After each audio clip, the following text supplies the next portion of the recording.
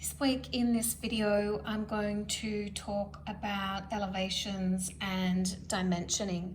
So last week you did or the last couple of weeks over the break, you did your floor plan of your bathroom that hopefully looks something like this by this stage.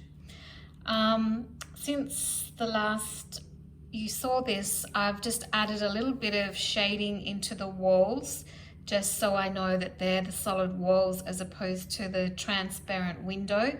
That's going to be important for me later when I come to inking up and tracing over this on tracing paper using our ink pens. It just really helps me to see the full picture and trace over the right lines.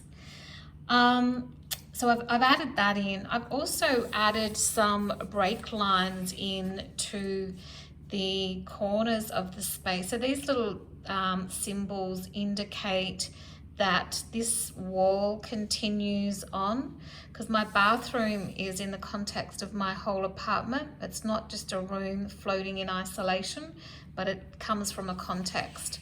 So these little symbols indicate that this wall continues on, and in my case the walls continue on at each of these points. So I've put in the break lines there just to show that. So have a go at those and putting those into your floor plan as well. So the next thing that's important to add into your floor plan at this point before we go ahead and do our elevations is our elevation symbol. So if we just look back into our drafting guidelines that are on Canvas that we've recommended you print off, it shows you the elevation symbol and how that's constructed. So basically it's a circle with a square around it, and we've got the letters A, B, C and D placed in there in a clockwise direction. So that's where you'll find out how to do that. So where you place this symbol on your plan is very important, because the central spot in the symbol indicates where your elevation is occurring from. So for example, in my elevation A, from this point here, I'm going to be showing everything from this wall through to that wall that's in front of it, in front of this line. That is my elevation A. So from this point is elevation B, looking in this direction. So you can imagine if I'd placed this elevation symbol in the middle of my room here, for example, when I come to do elevation B, it would be cutting through the middle of my basin, and I would need to show that basin as a cross section as if I'm cutting through it. I don't particularly want or need to do that for this drawing, so I'm going to place it back a little bit so I'm not cutting through my basin. So that's my elevation symbol.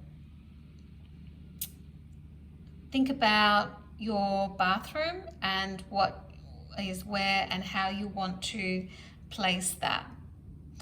You can separate these and have just elevation A looking from, say, this point, and then bring elevation C, say, or B, maybe you wanted to take B over and go through here. That is a possibility. You can separate that. But if you can, try and keep it all together for this project. So that's the symbol. We've just got some shading and we've done the break lines. Good. So that's my plan. So you will need to take a shot of this or of your drawing at this point and pop it on the discussions board that we've created for each of your classes to have your name marked off the roll for today's class. And please do that before 11:30. So you've got till 11:30 to get that done. If your plan isn't at this level yet, just put where you're at and upload that. You're not being marked or assessed on that. You're being marked and assessed on your participation and attendance. So get that done at whatever stage, but make sure it's before 11:30. When it comes to doing elevations, we want to be projecting up from the floor plan. So it's important that you've got this done before you go on and do your elevations. So what do I mean by projecting? I mean that I've put in a floor line here for this elevation, and then I've projected from this central point in the corners of the space up to get those walls, to get the location of that shelf, the location of the taps, the location of this wall, the location of that hook, and the location of the tail rail. All of those things I've projected from the plan to find the location. So once you've found the location breadth-wise, then you can look at your heights. So remember, we're working at 1 to 20. So I'm using my scale rule at 1 to 20 to work out the height of my room to get this height and the height of all of these features that you may have in your bathroom. So you're going to be projecting up from the floor plan. It can be easier to fold it over and get it nice and close, which is what I've done with this one, and projected again from the the internal corner there.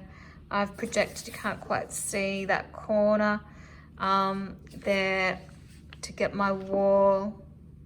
I've projected the towel rail here, so we've got that projecting into space, as well as the hook. And I've got my door frame in as well. And you'll notice I haven't put the door handle and all the features of the door being glass and all of that, because this is a technical drawing. It is not a presentation drawing. We have to stick to certain guidelines. So if I again consult my drafting guidelines, somewhere I will find the doors. Not that direction, must be this direction. Here. So you can see here it shows you how to indicate doors in elevation. So this door is exactly the same as my door. It is a single door and it's right hinged. So it means the hinges are here and the door opens in this direction. Okay, so I think the easiest way for me to remember which way this little arrow goes is if you've got the hinges there, that's where the wide part of the triangle goes, and then you just centrally locate the central point there and join that triangle up to show the direction of the door opening there. Then I'm showing my toilet and the side of my basin, which is a wall-mounted basin, and it has exposed pipes through here. Also, what I have is this funny little shelf. So my floor space finishes here, but my ceiling space is actually projected above that. So I'm finishing my floor space here, and then I've got this funny little dog leg, which includes the shelf that I've got above. So that's how you do that. And that's really important and helpful, I think, in projecting these lines up to locate something like this. If you have this kind of a scenario in your bathroom or your elevations. I know when we're doing the classroom at RMIT, we have a similar situation with the window. So that's really helpful to understand this and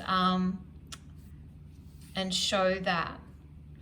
So so there's my shelf and my basin. So I guess the most important thing is to project from the floor plan. The reason why we do that, we eliminate any mistakes and we keep the whole thing consistent. Fold your paper down as you need. You can see I can only fit 2 on a page, and again, we might look at the layout a bit later on when we come to inking up. Just get your first draft down. You'll have mistakes, you'll have rubbings out, you'll have other little marks on the page that we won't be including in the final draft, but this is the process that we go through, this process of refinement from something like this through to these next drawings, through to the final ink drawings and photocopies if we're dealing in hard copy. So begin to do those elevations and put 2 per page, and then we're going to come back and look at some dimensioning in a minute.